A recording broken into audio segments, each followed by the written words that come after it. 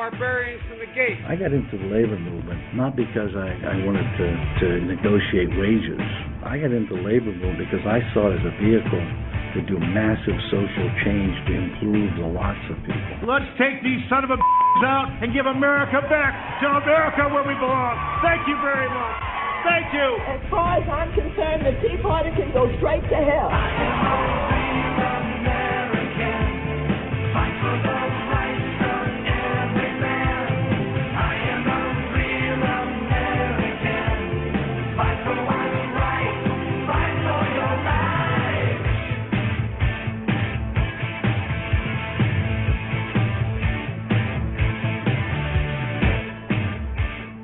Hey, welcome into the show. My name is Brian Sommerfield with Trucker Randy. We are your defending fathers.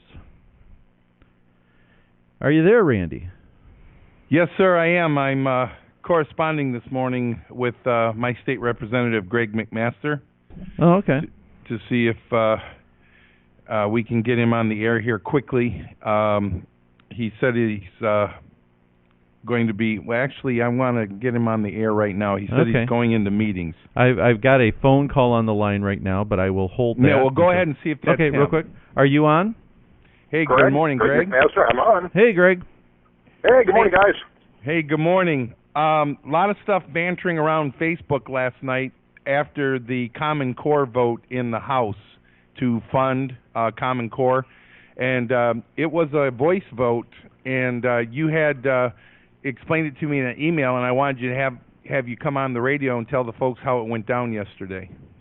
Yeah, we were instructed yesterday that unless we change our vote on the Common Core vote the first time, unless we change our vote, they're going to expect the votes to be the same, which already gave them a tally of how it was going to be voted through, and that would determine what if they put a voice vote up. And they said to approach the whip only if you change your vote. So if you were a no vote before and you change it to a yes, they wanted to know, or if you were a yes vote, you want to change it to a no.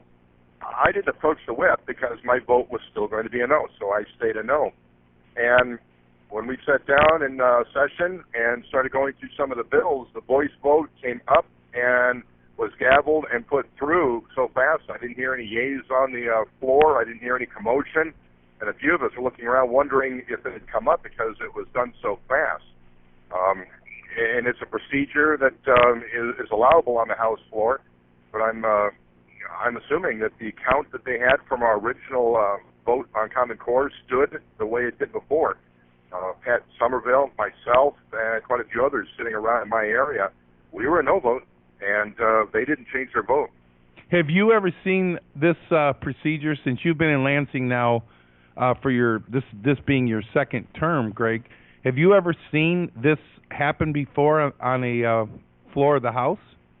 No, this is the first time I've ever seen it and witnessed it. It was the first time I've ever had it. Amazing. Because last week in the Senate, they passed the resolution by a voice vote also. What do you think they were so afraid of to take a roll call vote and record everybody's votes on this bill? I don't know, and I can't speculate because the reason why they put it up, I didn't know why they did it in the Senate. I didn't know why they did it in the House. They looked at the numbers. They had the same numbers from last time, and they just brought it up and brought it down. I knew that it was an issue with the Michigan Department of Education in terms of funding, and I'm curious to find out if it was to expedite the funding source to get Common Core going, and that's something I have to ask my leadership today when I come back in. Right.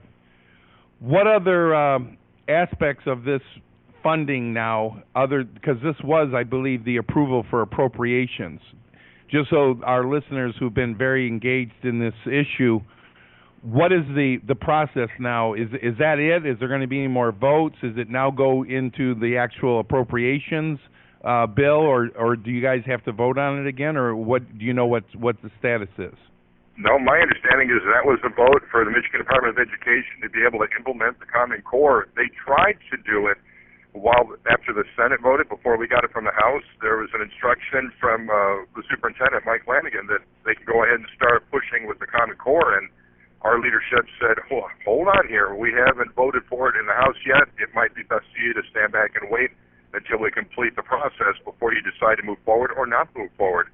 So Michigan Department of Education went ahead and had a hands-off and waited until the House made their decision, and consequently, they voted for it yesterday. So now MDE is moving forward in funding the Common Core.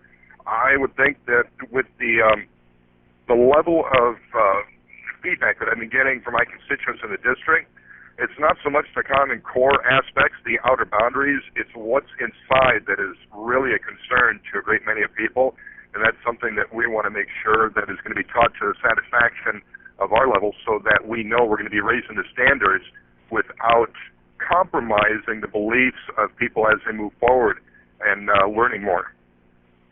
Interesting.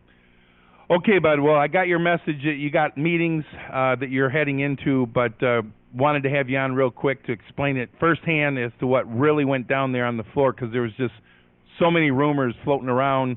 One rumor was that everybody in the House voted yes for it, and I just wanted to have you on to, explain basically what happened. Yeah, you'd have to go back to the original vote for Common Core to determine who voted yes and who voted no. And I would say those votes rolled right through into the votes we did yesterday.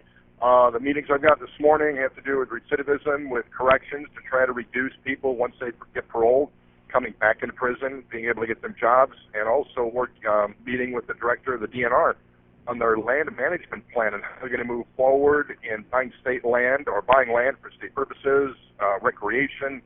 So this is going to be a big day in meetings to try to protect our private property rights in the process. Excellent. Well, thanks a lot for calling in. We appreciate it. You bet, guys. Have a great day. Hey, thank you. Good way to open the show. I think probably a good place to take our first break. Stick around. More of Your Defending Fathers when we return.